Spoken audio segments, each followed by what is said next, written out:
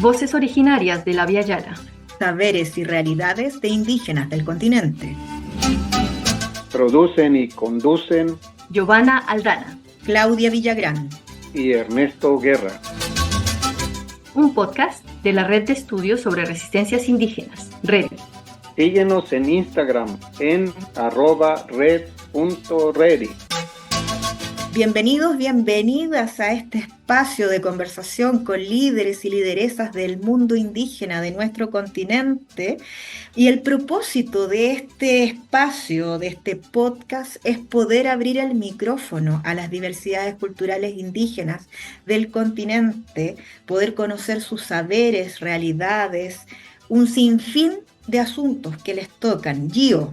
Así es, Claudia, como uno de los objetivos que tiene la Red de Estudios sobre Resistencias Indígenas, buscamos apoyar a luchas de resistencias a través de este podcast, así como difundir sus saberes, sus memorias y testimonios de las realidades que viven cotidianamente. Y Ernesto, ¿a quién vamos a tener en esta primera entrevista de hoy? En esta ocasión vamos a tener a Rufino López Torres, un educador, sociólogo, líder indígena, que ha trabajado un proyecto muy interesante que tiene que ver con los nidos de lenguas, y eso está orientado al rescate y a la reanimación de la lengua de los Yoreme Mayo, que es el Yoremnoki. Interesante entrevista vamos a tener entonces hoy día. Recordar que este es un espacio mensual de entrevistas, de conversación, y también queremos agradecer al trabajo de postproducción de sonido a Tomás Tamayo Álvarez, a quien va a estar colaborando con este proyecto. Y Ernesto, ¿qué es la primera canción, la primera música que vamos a escuchar a continuación? Sí, se trata de una canción muy significativa para el pueblo Yoreme Mayo, que es El Venado, que además de ser música y ser canción, los mismos danzantes participan en todo este proceso de musicalización. Vamos a escuchar entonces El Venado y volvemos con la primera parte de la entrevista a Rufino López Torres. Bienvenidos.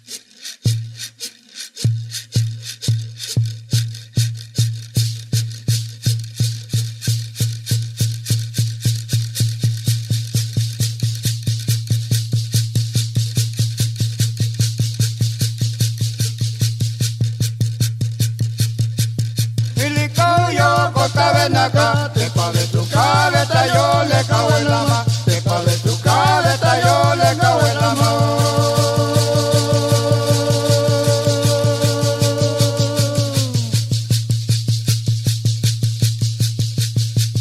Y le cago yo corta naka, te pa de tu cabeza yo le cago en la ma, te pa de tu cabeza yo le cago en la ma.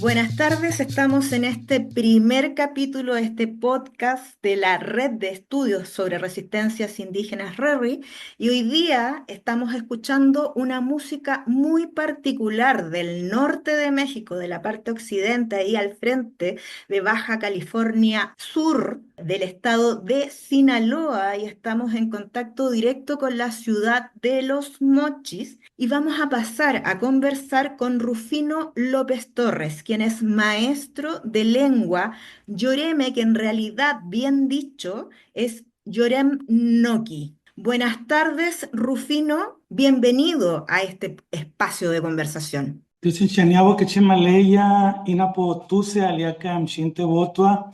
Hola, buenos días a todos. Me da mucho gusto saludarlos. Yo soy el profesor Rufino López Torres y aquí contento de estar con ustedes en este día. Muchas gracias, Rufino. Bienvenido a este espacio donde estamos con Giovanna, con Ernesto, que ya platicábamos respecto a cuáles son las pretensiones de este espacio. Y en primer lugar, queremos situarnos culturalmente, físicamente, porque este es un podcast que tiene la ambición, el anhelo de que nos escuchen en distintas latitudes de nuestro continente latinoamericano. Entonces, en primer lugar, ¿cuál es la ubicación geográfica de los Yoreme Mayo? Yo tengo acá anotado que están entre el sur del estado de Sonora y el norte de Sinaloa, entre los ríos Mayo y Fuerte. ¿Cuál es la ubicación? ¿Cuál es la población actualmente en términos demográficos de este pueblo indígena de allá del noroeste, podríamos decir, de México? Sí, muy bien señalado. El pueblo Yoreme se encuentra precisamente en el norte del estado de Sinaloa y en el sur del estado de Sonora. Aquí en la parte norte de Sinaloa, principalmente los municipios de El Fuerte, Ahome, Choix, Guasave, Angostura, son los municipios donde existe actualmente la mayor población Yoreme, que tiene pues una riqueza cultural impresionante, al igual que en la parte sur de Sonora, en lo que es Guatabampo, Navojoa. La parte sur de Sonora también existe la población Yoreme Mayo. Entonces, por eso se clasifica como Yoreme Mayo, porque la parte de Sonora son más conocidos como mayos y la parte del norte de Sinaloa como Yoreme, sí, pero como somos una sola nación Yoreme, entonces se unifica y se menciona el pueblo Yoreme Mayo, porque además se comparte el mismo sistema de usos, de costumbres, de tradiciones, entonces incluso el mismo calendario ritual de la población Yoreme Mayo.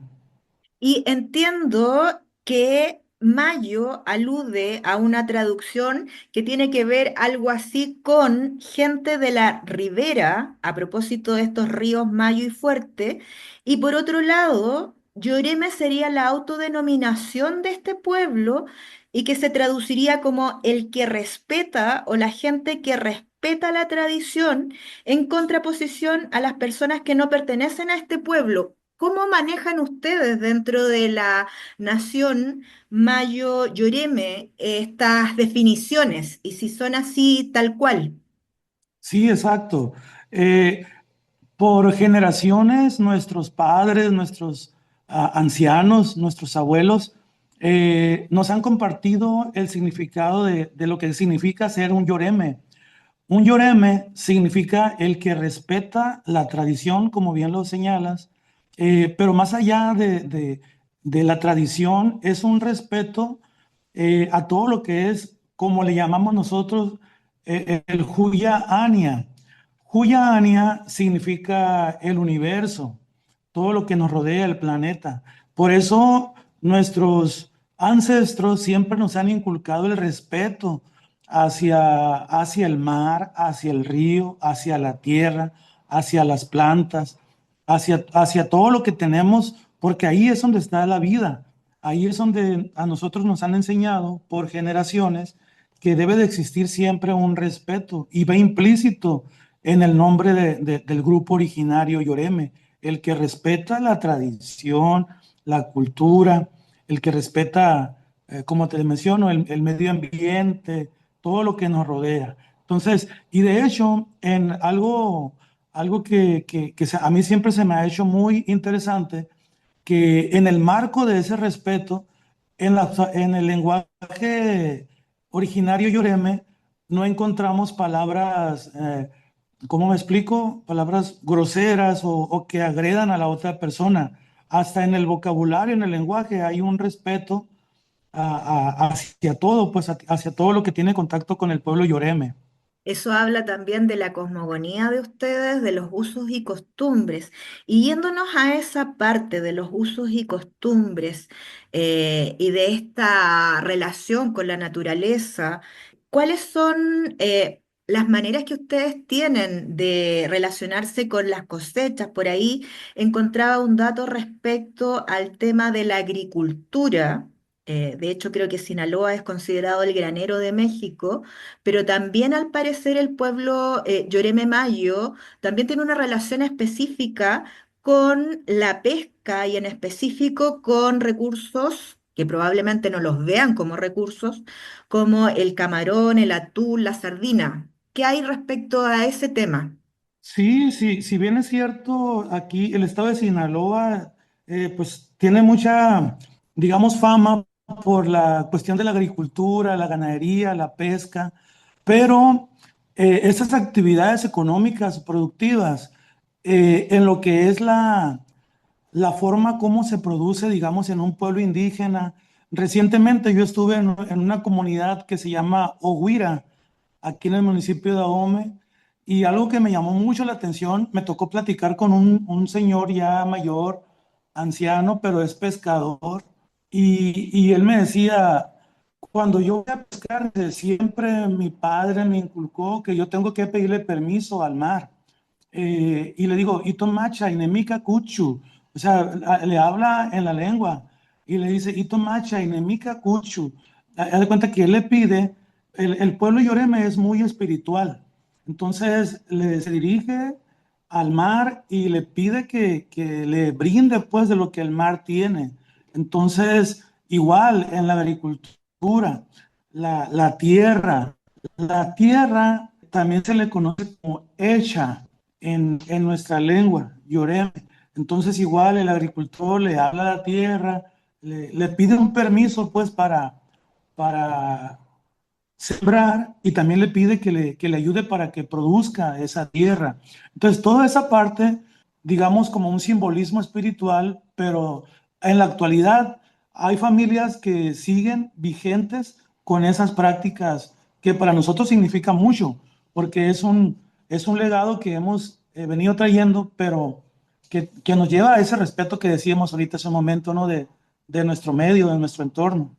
Y entiendo que también hay un animalito muy querido y muy importante, muy simbólico para el pueblo Mayo Yoreme o Yoreme Mayo de allá del estado de Sinaloa, recordemos, y Sonora, en el noroeste mexicano, que tiene que ver con el venado. Se habla del venado de las estrellas y por ahí algo antes en la conversación previa a esta entrevista nos comentaban respecto a los danzantes del venado y además a la bandera de la nación Yoreme, donde su principal personaje sería un venado, el venado de las estrellas.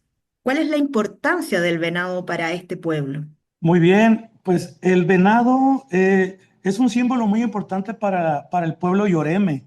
Venado en nuestra lengua se dice mazo, mazo, y es tan relevante que aquí en las ceremonias, en los rituales, eh, hay una danza, la danza del venado, y a lo que le llamamos el mazo yeye, mazo yeye. Entonces, en esta danza ancestral también, donde se participan tanto el danzante como los cantores del venado.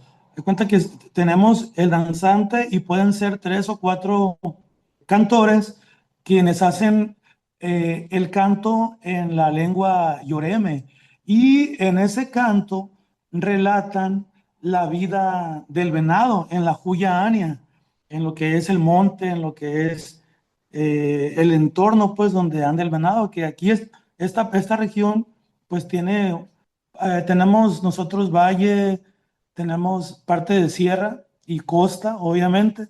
Entonces, también el venado es una especie que es parte pues aquí de nuestro entorno. Entonces, en la celebración o en la tradición, en la danza, se hace alusión lo que van cantando en la lengua los cantores, el danzante de venado lo va interpretando. Por ejemplo, cuando el venado sale al monte y también cuando el venado muere.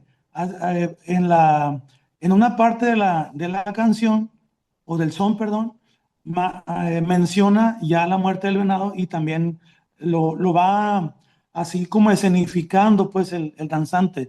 Por eso hay una conexión muy importante en lo que son los danzantes y el venado. Y algo que también es muy importante señalar aquí, que tanto el danzante del venado como los cantores del venado, al momento de interpretar o ejecutar la danza, lo hacen conscientes del simbolismo que representa expresar esta manifestación artística y cultural. ¿Por qué? Porque yo hace poquito yo tuve también la oportunidad de platicar con un señor y me decía que en el ejido Palo Verde, aquí del Fuerte, me decía que él también es artesano y también es danzante, pero que cuando él ejecuta la danza, como que se mimetiza con el venado. Hay cuenta que tiene que ver una conexión espiritual, pues, en la ejecución de la danza y en conocer por qué también la hacen. Estamos conversando con Rufino López Torres, quien es maestro de lengua Yoremnoki, es decir, la lengua, el idioma del pueblo Yoreme Mayo, allá en una comunicación vía Zoom con Los Mochis, una ciudad de Sinaloa en el norte mexicano. Rufino, siguiendo por esta cuestión de los usos, las costumbres, ¿cuál es la vestimenta de su pueblo? ¿Cuál es el calendario ritual que nos manifestaba con antelación? Lo mencionó, pero profundicemos por favor un poco en ello. Sí, muy bien. Pues mira, el calendario ritual del pueblo Yoreme está muy activo durante todos los meses del año. Por ejemplo, en Año Nuevo se recibe el Año Nuevo en el centro ceremonial. Aquí en Sinaloa tenemos 29 centros ceremoniales, eh, los cuales se organizan primero que nada, pues con el representante del centro ceremonial, que es la figura del gobernador tradicional, que también le llamamos cobanaro. Cobanaro, que significa cabeza mayor. Y junto a la figura del cobanaro tenemos el Consejo de Ancianos. El Consejo de Ancianos es la participación de los sabios comunitarios, de la comunidad, la gente que por años ha practicado la tradición, la costumbre y que la ha venido inculcando a los hijos. Entonces, tanto el gobernador tradicional como los consejos de ancianos se reúnen y organizan, número uno, para recibir el año. Ya que reciben el año, encomendando todas sus actividades, toda su familia, todo lo que su comunidad hace, a su fe, a sus creencias. Entonces, de ahí ya viene posteriormente la etapa de la cuaresma. Entonces, ahorita, como cada año, cuando llega la Semana Santa, varios viernes con anticipación se hace una celebración donde participan igual el Cobanaro, los consejos de ancianos y también participa la población Yoreme. Número uno, aquella población Yoreme por ejemplo, que ofreció una manda, ya sea por agradecimiento, de una petición que hizo y que le fue favorecido. Entonces, participan, aquí le llamamos judíos o fariseos, son los danzantes que andan, ahorita en este momento andan en casa por casa, danzando en cada casa y se acostumbra que la familia habitante de la casa lo recibe. En algunas partes se acostumbra también que les den alimentos, otros les regalan, por ejemplo, harina, maíz, azúcar, pan, lo que tengan también de alimentos. Y así se pasan en casa por casa hasta que culmina con la celebración ya de los días de la Semana Santa. Ya empieza desde el miércoles de tinieblas, jueves santo, viernes, sábado, ya sábado de gloria y domingo de resurrección. Entonces, ya que pasa la Semana Santa, la siguiente celebración es la del Día de Muertos, perdón, la de la Santa Cruz en mayo. De ahí pasamos a la celebración del Día de Muertos, que si bien es cierto, la celebración del Día de Muertos es una celebración que no nada más la practican los pueblos originarios, también en comunidades mestizas, pero aquí en el pueblo Yoreme también tiene sus propias características. Por ejemplo, los altares, en vez de altares se hacen tapancos, que es una especie de palos que se cortan. Tienen que ser determinada cantidad de palos que se cortan y ahí se pone la ofrenda, ahí se le pone la comida, lo que le gustaba tomar o comer a la persona que falleció y a la cual se le hace ese tapanco. Y así, pues, ya que pasa la fiesta perdón, la celebración del Día de Muertos, empieza la celebración de la Navidad. Ahí hay una danza también que se realiza, que es la danza de los matachines. Es una danza muy bonita, donde participan también muchos niños, jóvenes, adultos, pero sí se caracteriza porque involucra a muchos niños en la danza de los matachines. Y de esa manera, pues en todo el año están las celebraciones en los pueblos yoremes. Estás escuchando Voces Originarias de la Via Yala. Saberes y realidades de indígenas del continente. Síguenos en Instagram en @red.reri.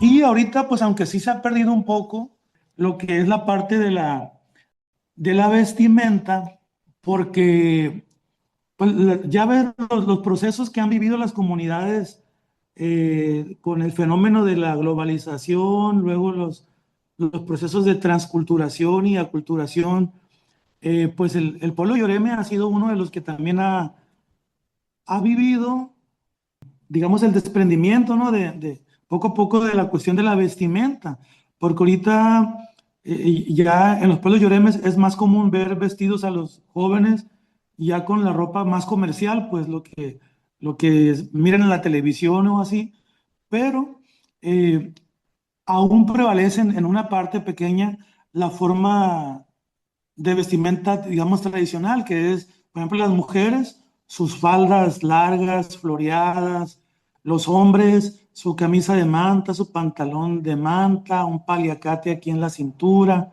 Entonces, sí ha prevalecido, pero también hay una disminución importante en la manera, pues, de la vestimenta de aquí el pueblo yoreme. Rufino López Torre, ¿y esa vestimenta tiene ciertos elementos relacionados con la cosmogonía, con la naturaleza, quizás con el venado, quizás figuras relacionadas con esta cosmogonía que nos ha ido relatando? Sí, precisamente, digamos, el color, por ejemplo, el color más usual aquí en la vestimenta yoreme es el color tosali o el color blanco. Por ejemplo, ropa blanca que casi siempre las personas mayores dicen todavía, sanko tosali, insanko tosali, mi ropa blanca. Entonces, tiene que ver con el concepto propio del yoreme, el que respeta. Entonces, como que siempre tiende más la vestimenta al color blanco por esa misma cosmogonía y ese respeto hacia todo lo que nos rodea. De hecho, en mis trabajos aquí de investigación que he tenido la oportunidad de realizar aquí, tanto con el doctor Ernesto Guerra, también en su momento con el doctor Jesús Ángel Ochoa Zazueta, el antropólogo que fue el fundador de la Universidad Autónoma Indígena de México aquí en el norte de Sinaloa. Y parte de las investigaciones con las personas era precisamente eso, la cuestión de la vestimenta, la cuestión de la lengua. Y bueno, por ejemplo, en algunas cosas hemos visto el desplazamiento tanto lingüístico como también en esto de la forma de vestir, porque van sucediendo procesos de las comunidades donde la gente pues va, como le mencionaba ahorita, adoptando otra visión, otro modo de pensar, pero sin embargo, las raíces que nos inculcaron nuestros ancestros, nuestros padres, como en este caso, digamos, la vestimenta de color blanco, que tiene que ver con el respeto, y a su vez, el respeto tiene que ver con nuestro nombre también del pueblo originario. Entonces ahí hay como un círculo donde tenemos que nosotros volver a las sendas antiguas y volver a encontrarle el significado a nuestra lengua, a nuestra tradición, a nuestra vestimenta, porque es importante retomar otra vez la cultura que tenemos como yoremes. Entonces, todo está conectado en la cultura yoreme, tanto en las tradiciones como en la práctica y en la vida cotidiana. Los elementos de la vida diaria nos conllevan al origen que es la filosofía que traemos de nuestros padres y nuestros ancestros. Estamos conversando con Rufino López Torres, maestro de lengua yoreme, que en realidad se llama Yoremnoki, desde el norte de México, allá cerca de donde inicia geográficamente, culturalmente la Latinoamérica, en la ciudad de Los Mochis, Sinaloa, y queremos volver a escuchar sonidos de este pueblo Yoreme Mayo, de los estados de Sonora y Sinaloa, así que los vamos a invitar a escuchar esta música relacionada con la pascola y los danzantes del venado, digo, en esta música tradicional de este pueblo. Escuchamos y regresamos.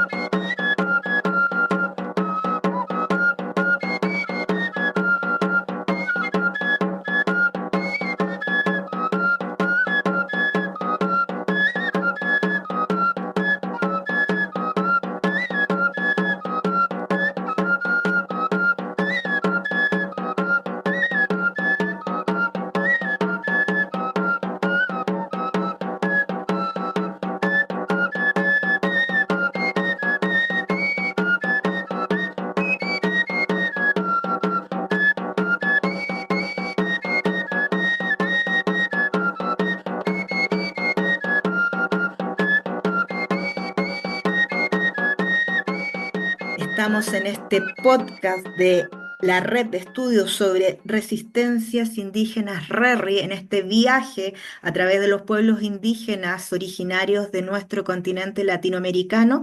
Y hoy hemos decidido partir por allá, por el norte del continente, por los Mochi, por la ciudad de Sinaloa, y estamos en conversación, en contacto con Rufino López Torres, quien es maestro de lengua Yoremnoki, que es la lengua de este pueblo, y hemos estado conversando en el primer segmento respecto a dónde viven, quiénes son, cuáles son sus usos, sus costumbres, sus celebraciones, y Quedaba ahí una cuestión a resolver a propósito de esta presentación que hicimos sobre la música tradicional que escuchamos en este tema musical. ¿Hay una diferencia entre los danzantes del venado y los danzantes de Pascola? ¿Es así, Rufino? Hewi, hewi, Dios enchaneabo que chemaleya, eni tapo inapotusia aliaca amchinte botorim, sime sailam América Latina. Antes de responder esta pregunta, mi estimada Claudia, quisiera enviar un saludo a todos mis hermanos de pueblos originarios de América Latina, desde aquí, desde el corazón Yoreme, del norte de Sinaloa y sur de Sonora. Yum Te Botorin, muchos saludos, Yum Te Botorin.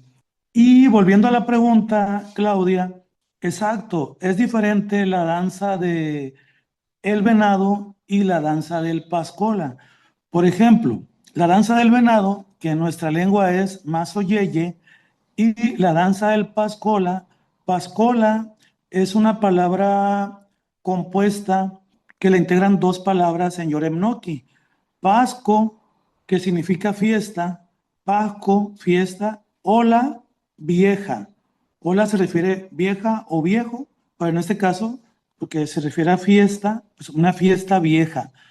Eso significa que estas danzas, tanto la del Pascola como la del Venado, son danzas que se vienen celebrando desde los tiempos antes de la llegada de los españoles y la han venido pues transmitiendo de generación en generación. Entonces, por ejemplo, yo en los programas que estoy manejando ahorita con los niños de lengua, que ahorita vamos a entrar también a ese tema, a mí me da mucho gusto porque yo estoy mirando que niños de la estrategia también ahorita se están interesando por conocer las danzas, tanto del Pascola como del Venado. ¿Y por qué lo hacen? Porque lo miran en su comunidad, lo miran que sus familias, vecinos, compañeros de la comunidad practican las danzas, principalmente personas mayores. Entonces, son elementos muy importantes, vitales, podemos decirlo, en la vida cultural del pueblo Yoreme, lo que son las danzas, tanto el Pascola, el Venado, la danza de los matachines también que les mencionaba ahorita, que esa danza se celebra nada más en la pura época de la Navidad. Los matachines pasan la Navidad y ya se esperan hasta el siguiente año cuando se empieza con la celebración de la Navidad. Entonces, pero la danza del Pascola y del Venado, por ejemplo, ahorita en la tradición, en Semana Santa, vemos danzantes de Pascola, danzantes de Venado. También un punto importante que también me gustaría mencionar es, por ejemplo, cuando fallece un Yoreme, es común también que le toquen sones o danzas de Pascola. Entonces, eso también es parte del ritual en la cultura Yoreme. Entonces, y ahí, pues, ya sea en diferente época del año, cuando sucede un acontecimiento de esa naturaleza, pues siempre están ahí tanto músicos como danzantes. Ahí implica usar una arpa, un violín, guitarra, que son los instrumentos más usados para ejecutar la danza de los pascolas. Muchas gracias, Rufino, por esta información tan amplia y al mismo tiempo agradable que nos das sobre el pueblo Yoreme Mayo aquí en el noroeste de México. Como nos has contado mucho sobre la cultura y la organización social del pueblo Yoreme Mayo, me gustaría que nos contaras también sobre la participación de las mujeres, los jóvenes y niños, como lo contabas, nos relatabas un poco en las fiestas, pero ¿qué otro tipo de participación tienen estos grupos dentro de la cultura de la comunidad? Muchas gracias por tu pregunta, Gio. Y la participación de las mujeres y jóvenes y niños es muy importante en la celebración de las festividades lloremes. Por ejemplo, las mujeres, hay un grupo que le llaman las Marías, que ahorita precisamente andan también en la celebración ahora para la Semana Santa. Ahorita cada viernes se le llama un conti, realizan un conti. En el día los judíos o fariseos andan en las casas. Por lo regular, de judíos o fariseos, la gran mayoría son hombres, aunque últimamente también están participando mujeres que por alguna manda o por algún ofrecimiento tienen que participar pues en lo que ellos ofrecen. Pero la parte fundamental de participación de mujeres es en el contingente de las Marías. Las Marías son tanto niñas como mujeres que se visten todas de blanco. Todas van vestidas de blanco y también se ponen un velo en la cabeza, un velo blanco, y participan. En la mañana recorren por las casas los judíos y en la tarde se acercan al centro ceremonial y hacen un recorrido simbólico alrededor del área que ocupa el centro ceremonial, y ahí van las Marías encabezando ese recorrido simbólico, y ahí participan las mujeres. Hay también, por ejemplo, en la danza del venado, de acuerdo con la tradición, deben de participar puros hombres. Ahí es por un respeto, pues que así está inculcado. No es discriminación, eh, ni es minimizar el papel de la mujer, pero esa danza, de acuerdo con la tradición, tiene que ejecutarla más que varones, aunque también últimamente se han visto participación de mujeres que lo hacen, pero de acuerdo con los ancianos, lo más apropiado es que le realicen los varones la danza del venado. ¿Y por qué lo dicen? Porque por los movimientos bruscos que tienen que hacer el venado. Entonces, pero ahí también se ha mirado la participación de la mujer, pero aunque por las personas mayores y ancianos conocedores, pues obviamente no es muy bien vista esa participación, porque también tienen otra participación, pues las mujeres. Y los niños y jóvenes participan también tanto en judíos como en matachines. Los matachines es una danza muy bonita que espero que también tengan la oportunidad de verla. Me gusta mucho en particular a mí la danza de los matachines porque es como una, ¿cómo te explico? Una conexión, digamos, simbólica, espiritual, donde se transmite el júbilo y la celebración de los que participan en esa danza. Entonces es muy inmenso y muy vasto todo lo que tenemos en nuestra cultura yoreme. Así es. Y bueno, aquí vamos conociendo un poco de esta cultura. Y también pues nos gustaría conocer, pues dado el sentido de nuestra red, cuáles consideras o nos puedes contar que son las amenazas actuales en temas culturales, sociales o políticos sobre el pueblo Yoreme Mayo. Muy buena pregunta también, Gio. Pues en la actualidad, la situación actual que viven los pueblos yoremes nos lleva a la necesidad de hacer una profunda reflexión sobre la situación que viven las comunidades yoremes. Si bien es cierto, en la actualidad se habla de programas, incluso tenemos aquí en México recientemente la reforma al artículo segundo constitucional, donde los pueblos originarios pasan de ser sujetos de interés a sujetos de derecho público. Entonces, esto legalmente nos puede llevar a otro plano donde realmente las comunidades originarias sean realmente atendidas. Pero a mi experiencia en el trabajo, en esta pequeña parte de trabajo que estoy yo realizando, me doy cuenta que existe todavía mucha necesidad de que la gente yoreme tenga mayor participación, digamos, en todos los procesos que conlleve lo que tenga que ver con los pueblos originarios. Muchas veces, y lamentablemente lo digo, de que a los pueblos originarios somos tomados en cuenta nada más cuando son, digamos, procesos electorales o que son procesos que tienen que ver con algo donde a la otra población que no es yoreme, mestizos o yori como le llamamos nosotros, yori son los hombres blancos, por muchos años nos han venido como utilizando. Entonces, ojalá que con esta reforma que ha habido a la Constitución realmente los derechos de los pueblos indígenas sean efectivos, que realmente podamos tener autonomía, que podamos tener el acceso a los recursos que le corresponden a los pueblos originarios.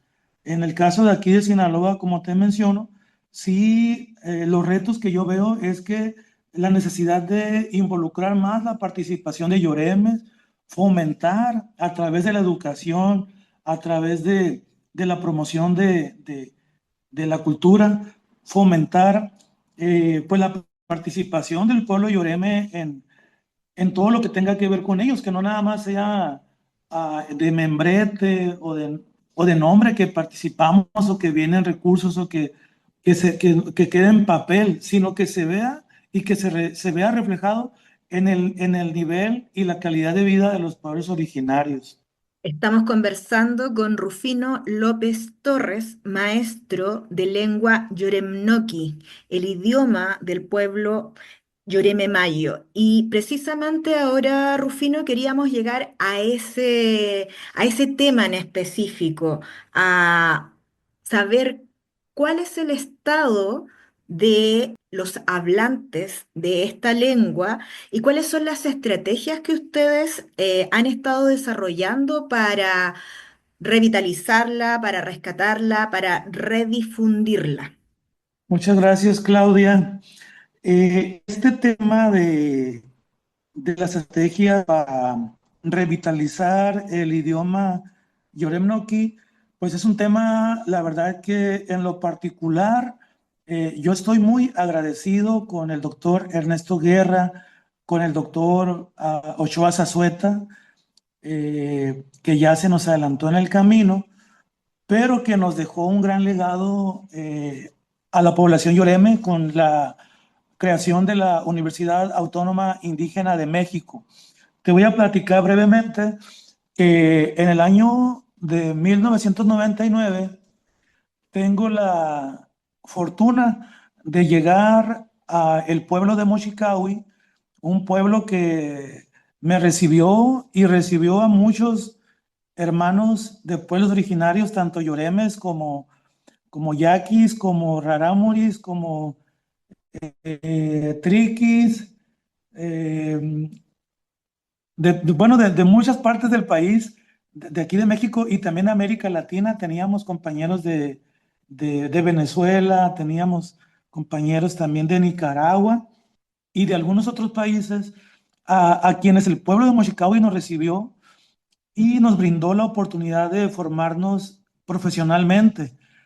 Ahí en la universidad me tocó conocer a mí, tener mi primer acercamiento con lo que es la estrategia Nidos de Lengua y me llamó mucho la atención cómo se presentaba pues esta estrategia como una oportunidad para lograr la revitalización de los idiomas originarios. En muchas pláticas, tanto con el doctor Guerra como con el doctor Ochoa Zazueta, pues fui conociendo un poquito más sobre esto, que es una estrategia que surgió en Nueva Zelanda con los maori, una lingüista llamada Louise Meyer, que hizo lo propio, porque también como me lo comentaba el doctor Guerra, y le agradezco mucho porque me dejó muy claro este esquema donde los pueblos originarios y sus lenguas se presentan en tres etapas que vemos ahorita. Una es la permanencia, otra es el mantenimiento y la otra es el desplazamiento. En esas tres etapas las hemos nosotros mirado aquí en diferentes lenguas originarias. Entonces, la parte que tiene que ver con la permanencia se refiere a pueblos originarios que permanecen ellos hablando su lengua. Por lo regular son comunidades que se encuentran alejadas en la sierra, en las montañas, remontados, son pueblos que no están con mucho acceso a lo urbanizado y permanece por eso la lengua, pero son muy, muy pocas. Y la otra parte, que es la parte del mantenimiento, es la parte donde una parte de la población habla la lengua y la otra parte habla más el español pero hay una parte que él habla y hace que se mantenga, por eso se llama mantenimiento. Y aquí en esta región tenemos algunas comunidades que están en esa etapa del mantenimiento, pero ese mantenimiento está sostenido principalmente por personas mayores de 60 años. Entonces, y la otra etapa, que es el desplazamiento lingüístico, se refiere a que ya el idioma originario quedó desplazado por el español en este caso. Entonces, donde ya no se habla español, porque, perdón, ya no se habla Yoremnoki porque ya está en desplazamiento. Y aquí tenemos un caso, por ejemplo, en el municipio de Choice, donde ahora en la pandemia, pues lamentablemente falleció el último hablante que nos quedaba de Yoremnoki en el municipio de Choice. Entonces, platicando todo eso con el doctor Guerra, yo estaba trabajando en un plantel en la comunidad de Tecila el Fuerte, una comunidad 100% Yoreme. Surge una convocatoria para participar con proyectos sociales y, bueno, de diferentes líneas de investigación. Yo me fui por lo social y cultural, presentando una adaptación de lo que es la estrategia Nidos de Lengua, de lo que se creó en Nueva Zelanda, pero una adaptación al contexto aquí Yoreme. Tratamos de apegarnos lo más posible, pero obviamente teníamos que adecuarnos a las características aquí nuestras. Y pues dimos inicio hace 2 años y medio con esta estrategia y lo hicimos, te voy a decir por qué, Claudia. Consideramos que es importante porque como Lloremes tenemos el compromiso de rescatar la lengua Yoremnoki. Y también consideramos que también es relevante porque para implementar la estrategia nosotros hicimos encuestas donde participaron alumnos nuestros haciendo encuestas propiamente en Tecila y en las comunidades de alrededor, comunidades Yoremes, donde la misma población Yoreme lo miró como una necesidad. Entonces, por eso es relevante, porque surge desde el interior de las propias comunidades Yoremes.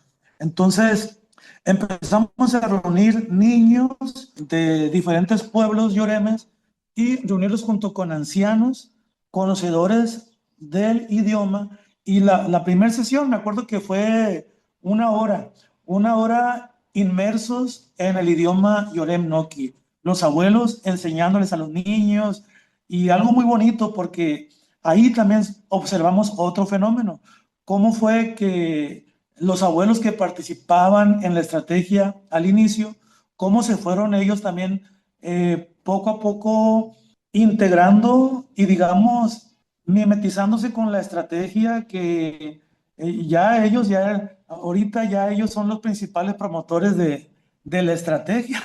Entonces eso me da a mí mucho gusto. Lamentablemente hemos visto también ahorita abuelos que empezaron con nosotros y ya han fallecido porque son personas mayores. Pero yo sé que se han ido contentos porque ellos han visto que el conocimiento de la lengua, otra vez estamos poniendo la semilla en esos niños que están participando ahorita. Ahorita tenemos trabajando 6 comunidades Yoremes aquí en el norte de Sinaloa, donde ya hemos visto muy buenos resultados. A mí me da mucho gusto ver los niños cómo me saludan en la lengua. Llego, ya lo ven como normal, pues, como que llega alguien a visitarlos y buenos días o buenas tardes. Y los niños ya saludan en lengua Yoreme, Yoremnoki. Entonces, ¿qué chemaleya, maestelero? Achiseane, ¿cómo está? Y yo le digo, Kashini, bien. Emposu me dice, y usted, bueno, o sea, ya ver esos avances en los niños para mí es muy alentador. Y como yo lo comento, yo sé que esta estrategia, si yo no hubiera conocido al doctor Ochoa Zazueta, al doctor Guerra, pues no hubiera tenido ahorita pues este camino que estoy tomando, y pues estoy muy agradecido con el doctor y con todas las personas también, porque nosotros le llamamos sabios comunitarios a las personas que poseen el conocimiento, que el agradecimiento también para ellos, porque con mucho amor y con mucha dedicación están el día que le corresponde estar, ahí están presentes. Por ejemplo, el lunes voy a una comunidad, ahí ya están los abuelos esperándome, los sabios comunitarios y los niños. El martes me traslado a otra comunidad y están también los niños y los abuelos. O sea, es una estrategia que va en equipo, niños y ancianos. Y los ancianos transmitiéndonos el conocimiento. La verdad que considero que es una gran bendición para nuestros pueblos originarios tener muchos ancianos, muchos abuelos que conocen el idioma. Y recuerdo el poema náhuatl que dice: arrancaron nuestras ramas, cortaron nuestros frutos, cortaron nuestros troncos, pero nunca pudieron arrancar nuestras raíces. Ese poema me encanta y lo veo ahorita en la estrategia Nidos de Lengua, lo veo en los ancianos, en los niños que están surgiendo esas raíces del idioma tan bonito y tan profundo, porque siempre que tengo la oportunidad, lo comento, la profundidad, la riqueza que tiene el idioma Yorem Noki. Por ejemplo, decir buenos días en español. En Yorem Noki, buenos días es Dios en Chaniabo, Kechem Aleya. Dios en Chaniabo, Kechem Aleya. Y que eso no nada más es buenos días. Dios en Chaniabo, Kechem Aleya significa Dios vaya contigo, Kechem Aleya, que estén felices. Fíjate, eso implica el saludo. No nada más es decir buenos días, sino que tiene una profundidad muy hermosa realmente, Claudia.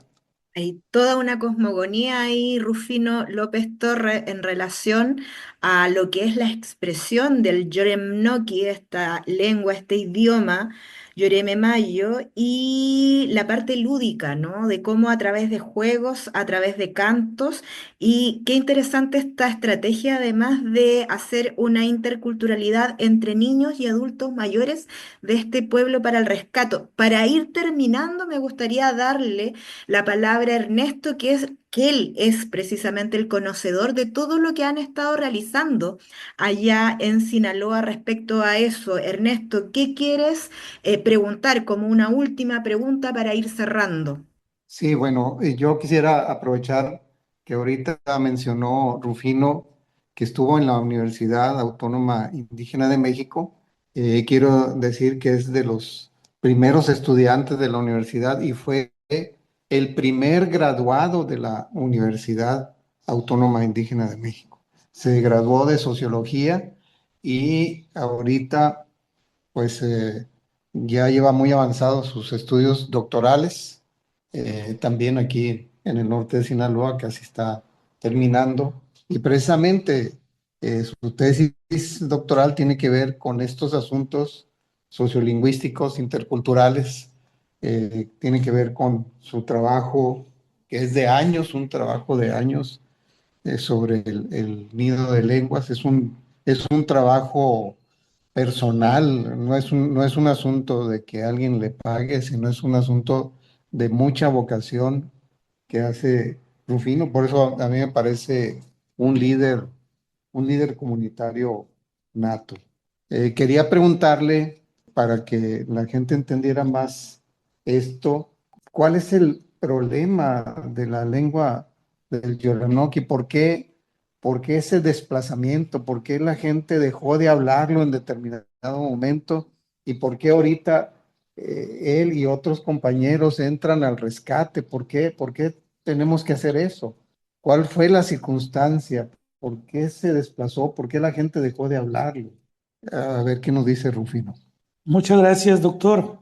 Y pues en relación a la pregunta tan importante, que en varias ocasiones he tenido la oportunidad de platicar con algunas personas y me han dicho, me dice, profe, ¿por qué ahorita los niños no quieren hablar la lengua? ¿O por qué la gente le da vergüenza hablar la lengua originaria? Entonces, y la gente a veces busca culpables y los busca así como en corto plazo, decir, no, es que es culpa de su papá que no le enseñó, o es culpa de su mamá que no le enseñó. Y yo lo que hago es que los invito a reflexionar un poco y les digo, vamos a reflexionar de dónde viene todo esto. Porque, pues como todos sabemos, nuestros países latinoamericanos, pues existe una gran diversidad de pueblos originarios, de lenguas originarias, una riqueza cultural inmensa, pero desde que llegaron los españoles y cómo han sido los embates que han tenido los pueblos originarios en muchos sentidos y también en el sentido lingüístico, y cómo ha sido el arrebatamiento tanto de recursos naturales como de territorios, del idioma. Entonces, aquí en nuestro país, lo que nosotros hemos logrado llegar a reflexionar y a la conclusión que si bien tuvimos el fenómeno de la independencia de México, luego tuvimos el fenómeno de la Revolución Mexicana en 1910, entonces ahí cuando México empieza pues a tomar forma ya como país, que se crean las instituciones, se crea la Secretaría de Salud, la Secretaría de Economía, la Secretaría de Ganadería, la Secretaría de Educación Pública. Con el primer secretario, si no estoy mal, doctor, fue José Vasconcelos, ¿verdad? Con Vasconcelos, que fue el primer secretario de Educación Pública y que en aquellos años, 1920 aproximadamente, empezó el proceso o el fenómeno de la llamada castellanización, donde se fue pues con todo contra las lenguas originarias. Ahí era buscar erradicar las lenguas originarias. Entonces, nosotros hemos tenido también la oportunidad de platicar con personas ya muy mayores y nos han dicho que en aquellos años los niños iban a las escuelas y los niños hablaban en la lengua indígena y el maestro que les mandaron era un maestro que les daba clases en español. Y los niños pues no entendían, fue un proceso donde también los maestros traían esa indicación de erradicar la lengua y meter el español, cuando pudo haber sido mixto, pues. Pero bueno, ya nos va a servir también de experiencia esa parte de la historia, pero sí, una de las causas por las cuales se produjo el desplazamiento lingüístico, perdón, ha sido esa, de que desde el Estado se gestó, digamos, el contraataque a las lenguas originarias. Entonces, ahorita, con la estrategia Nidos de Lengua, lo que se pretende es crear espacios de promoción, de difusión de las lenguas originarias y más allá de eso también lo que se pretende es crear una identidad cultural lingüística, que los niños en estas generaciones se sientan orgullosos de saber quiénes son, de dónde vienen y para dónde van, qué riqueza cultural traemos y el valor que tiene nuestro idioma. Y que pues de aquí para adelante no podemos tampoco pasarnos la vida mirando hacia atrás o buscar por qué o culpables, sino de aquí para adelante crear acciones que nos lleven o nos encaminen a precisamente la revitalización lingüística y más allá de eso, la identidad cultural. Que haya en las nuevas generaciones un orgullo, una pasión, un amor por ser de un pueblo originario. Claudia. Muchas gracias, Rufino López Torres, quien es licenciado en sociología, está cursando sus estudios de doctorado, pero por sobre todo es maestro de lengua Yoremnoki, el idioma, la lengua del pueblo Yorememayo, allá entre el norte de Sinaloa, el sur del estado de Sonora, en el noroeste de México. Le queremos dar las gracias por esta conversación donde hemos conocido distintos aspectos de su pueblo, lamentar también cómo se repiten los procesos de castellanización, aculturación y etnocidios en nuestro continente, en las distintas latitudes.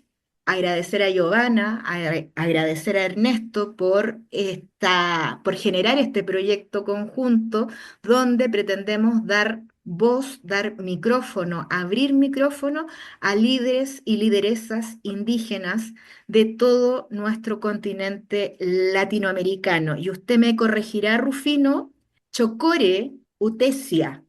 Exacto, Shokore Utesia, muchas gracias. Aprovecho también para agradecerles. Shokore Utesia, Yum Samanali, en Itapo, Inapotú, Sealeaca, Mchiente, Botoram, Sime, Sailan, América Latina, en Itomacha, Emo Magüeye. Les agradezco esta oportunidad de platicar con ustedes y que enviarles el saludo a mis hermanos de América Latina, de los pueblos originarios. Itomacha, Emo Magüeye, Dios vaya con ustedes. Shokoreu Tesia. Rufino, muchas gracias y recordarles que este es el inicio de un viaje por toda Latinoamérica con este podcast que ha creado la Red de Estudios sobre Resistencias Indígenas, la RERRI. Yo, Ernesto, Rufino López Torres, muchas gracias y nos escuchamos en el próximo capítulo.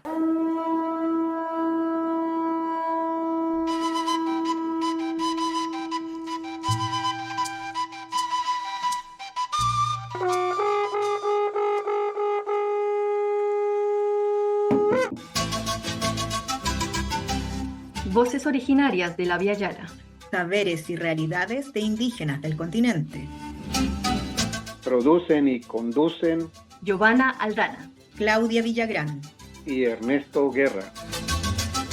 Un podcast de la Red de Estudios sobre Resistencias Indígenas, RERI. Síguenos en Instagram en @red.reri.